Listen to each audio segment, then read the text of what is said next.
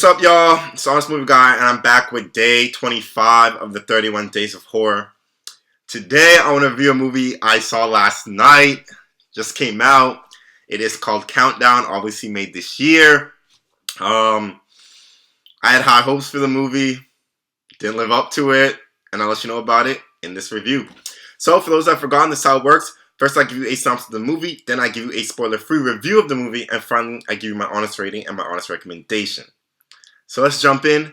The synopsis for Countdown reads: when a nurse downloads an app that claims to predict the moment a person will die, it tells her she only has 3 days to live.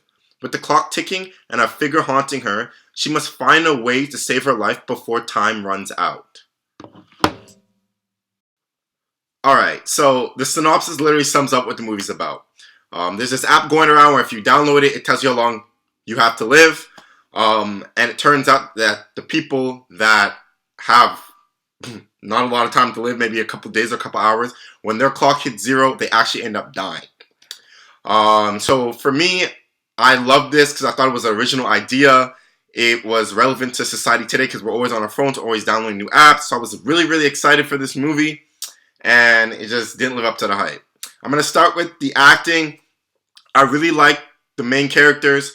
I liked Elizabeth Lail, I liked Jordan Calloway, and I liked Peter Facinelli. Elizabeth Lail, she was in You, she was Beck.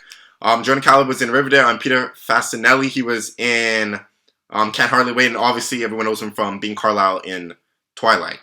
I liked the actors, I liked the chemistry between them, I had no problem with that. I liked their portrayals, it was good enough for what this movie was supposed to be. Alright, so the plot, obviously hearing it, an original idea.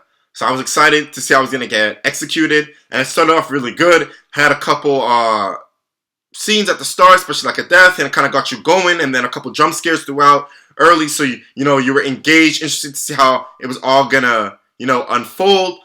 And then it just went downhill from there. It started off, as I said, with like more of like a horror atmosphere, like scary. You're going to be scared of this movie. You're worried about the main characters, right?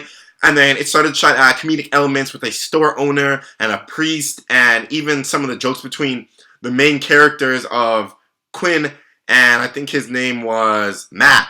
And it just fell flat for me. I just didn't feel that horror, fear, and scare element anymore. It just completely disappeared, and it literally was non-existent for the last like maybe half of the movie. You just weren't scared anymore. You were kind of just like, And then the ending, it stopped being that horror type movie, the climax to the ending, and turned into like almost like a crime thriller, like fighting type movie. And I was just like, you know what? That's not what this movie was supposed to be.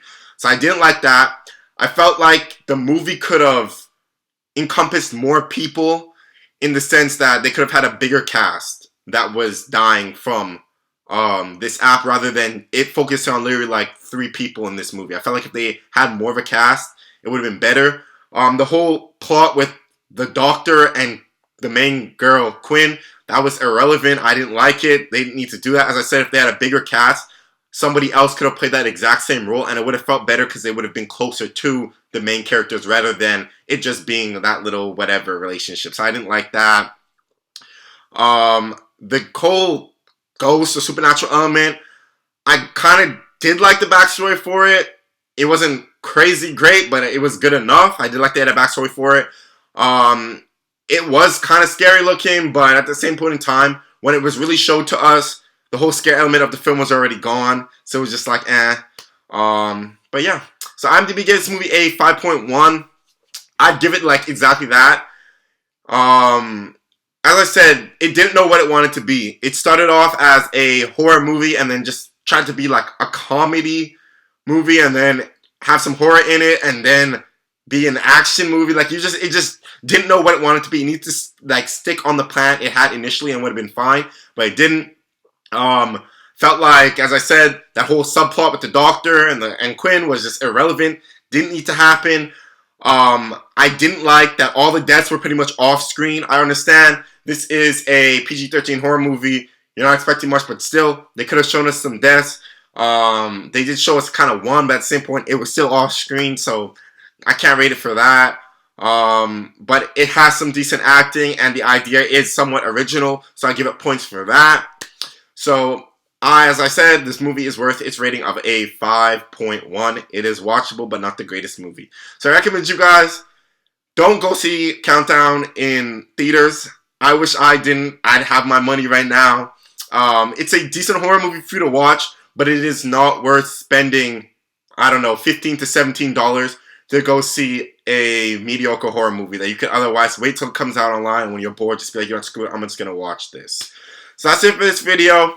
I'm the Honest Movie Guy. Make sure to like and subscribe below. Don't go see Countdown in theaters. Wait till it comes out on DVD. And tune in to more videos for 31 Days of Horror.